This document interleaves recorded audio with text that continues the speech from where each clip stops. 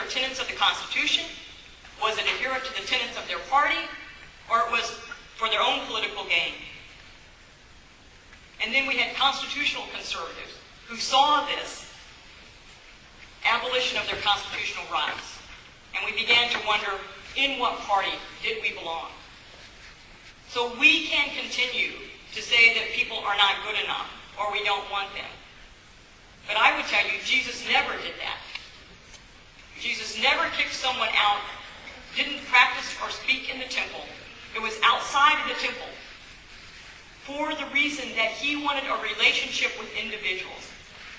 There wasn't one person too bad nor too good to have a relationship with him. Now, why does it matter? Why is this important at all? Because it goes to how we brand ourselves as a party and how we, as Emily so aptly put it, how we grow our party. If we want to chastise Governor Haley Barbour and feel that he's not good enough, or we want to call him a rhino when he's a governor of the state that's the best pro-life state in the nation, we can do that. But if we continue the stridency and the internal friction, we will not grow. And it's important that we grow. It's important because in 236 years, this nation, which is no smarter than any other nation, we're not more intelligent than Europeans, or British, or Asians, Irish, Italian, whatever, Muslims, doesn't matter. We're not more intelligent. But yet our constitutional liberties allowed us to grow a country to become the world's only superpower. And so what is really at stake here isn't whether I run or win an election or who our governor is. What is really at stake here, people, is our liberty. The Democrats have one single unifying theme in how they brand themselves. That single unifying theme is what? But change for what? No. It is that the government can always do it better. And if we grow more government, we'll solve your problems and we'll take care of you so that we can grow government. So it doesn't matter if it's energy, to solve our energy problems, grow the government, have more mandates, have more regulations. If it's healthcare, grow the government will take care of you. And it was Thomas Jefferson, so many hundreds of years ago, who said, I can guarantee the prosperity and freedom of American people as long as they don't allow the government the fruits of its labors in pretense of taking care of them.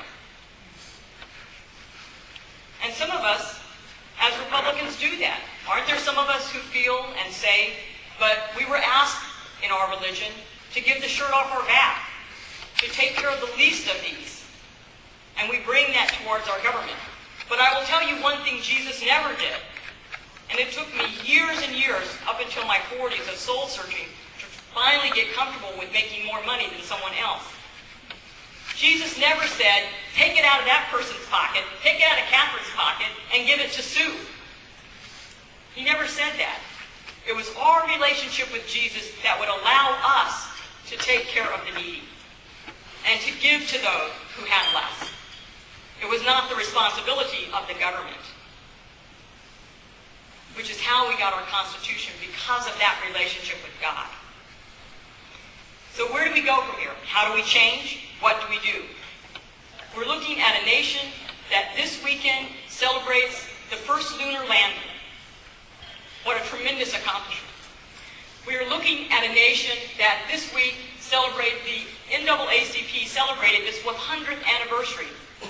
And it was the Republican Party that allowed that to happen by freeing the slaves. It was our party. And we've allowed it to be co-opted because we're going to continue to fight among ourselves over what's best and who's good enough. And I know it's getting long, so I'm going to just abbreviate it. The consequences, if we do nothing, are that we'll have further erosion of our constitutional rights. G.K. Chesterton said, Once abolish God, the government is God. Very telling, don't you think? We've had a memo released from the Department of Homeland Security that I think everybody in this room is a homegrown terrorist. Was it accidentally released, or was it released to intimidate us? We have a press that's controlled by one party, by one faction. So we already have suppression of speech.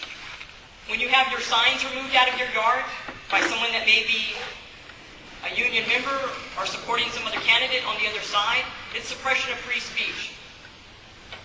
Napoleon Bonaparte said, 10 men who speak create more noise than 10,000 who remain silent. People, we can no longer be silent on things that matter. You need to raise your voice and make sure it's heard, because the consequences of that are what Ronald Reagan said in his inimitable way. Freedom is never more than one generation away from extinction. We didn't pass it to our children in the bloodstream. It must be fought for, protected, and handed down to them, and for them to do the same.